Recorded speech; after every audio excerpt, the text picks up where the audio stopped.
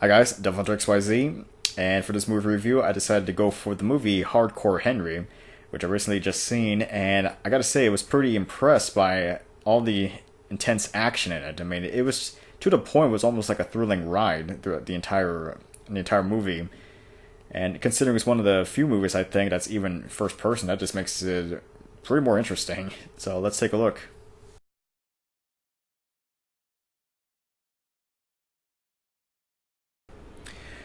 Well, for the plot of this movie, it's kind of a little bit strange, actually.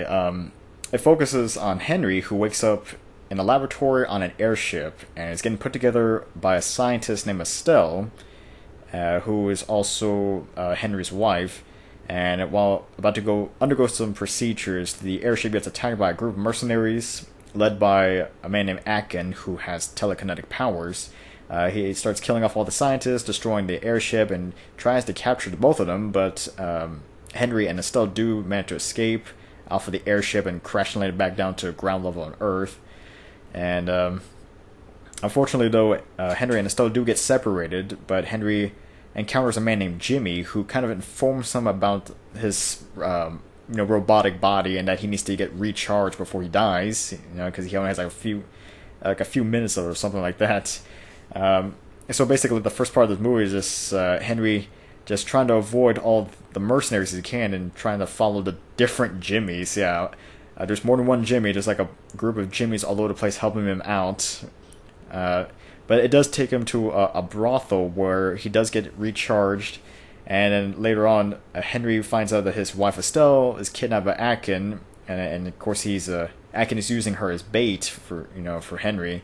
So Henry goes out with another Jimmy and tries to rescue Estelle, but unfortunately that fails. And after waking up, after being unconscious in the woods, another Jimmy kind of helps Henry out which leads him to like an abandoned hotel where he finds the original Jimmy.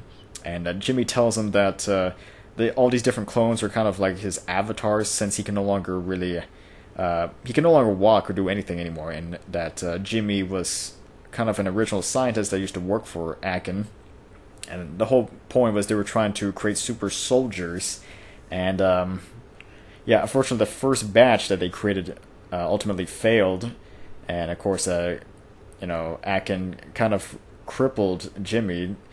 And after a while, though, Henry and Jimmy do manage to team up to go after Akin.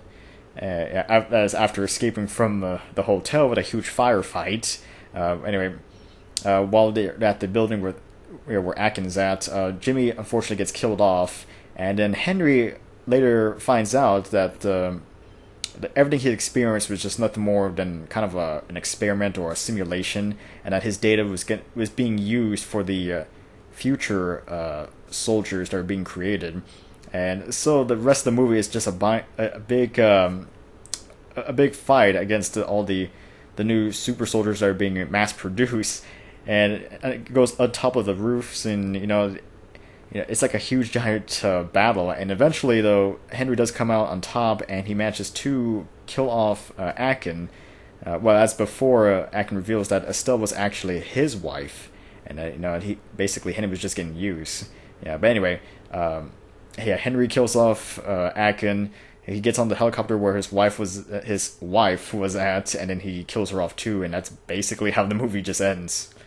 Yeah, and then also during the credits, you do hear Jimmy saying that he has one more job for Henry to do.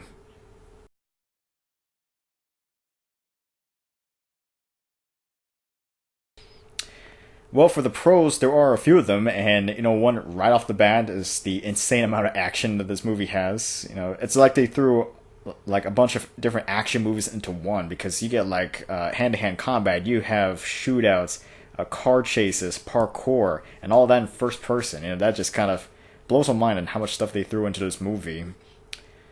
Second is there are some humorous bits in this movie. It's not just straight out action. They try to take a break to throw some humor in.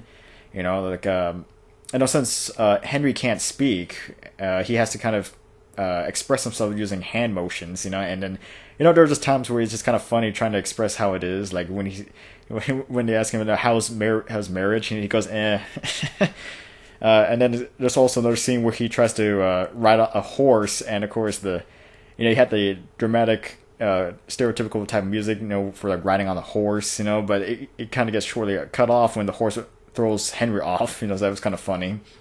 And also you get Jimmy, there are like different Jimmys throughout the entire film, but it's not just like the same Jimmy, it's like a variety of Jimmys. And you have like the hippie Jimmy, you have the biker Jimmy, you have like the World War II Jimmy. I mean, there's like a dozen different types of Jimmys that Henry meets throughout this entire movie.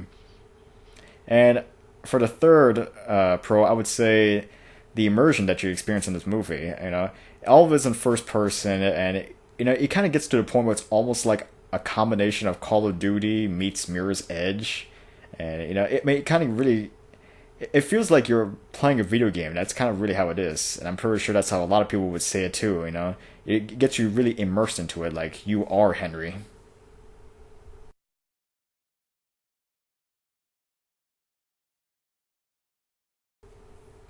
Well, for cons, there is only one that I can think of, and it's kind of there's not enough context in this movie, and by that I mean like we don't know who Henry is, what he does, how did he get himself injured, why did he become a cybernetic soldier. I mean, none of that was ever really explained, and I guess I could see why they wouldn't give you much detail, because they want to get you immersed as being Henry, and if they provided too much, then it kind of takes you out of it.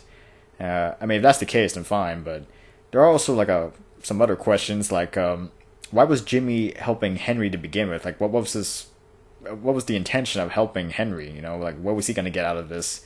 And also, why was Adkin after Henry as well? Like, or was he even after him? It kind of seemed like he was kind of slightly after him, but not really fully after him. Like he wasn't there to try to kill him. I mean, if that was the case, then why didn't he do it to begin with? It just didn't seem like there was really any purpose or true intention as to why all this was happening. I mean, granted, most of this was just a simulation, but it just kind of lacked some details. I would have liked to have had some more information as to why all this was happening.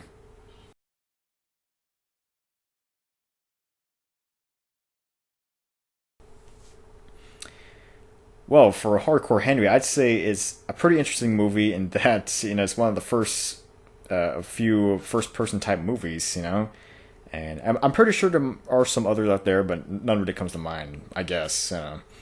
But the question is, are there going to be any more first-person movies in the future? And I don't know. I mean, I don't know if this is going to be the norm or anything. I really don't see it as of yet. Because you had to kind of get used to being immersed into the film like that with all the camera shaking and whatnot. I know a lot of people aren't really fans of that. But you know what? It does open the door to some new possibilities.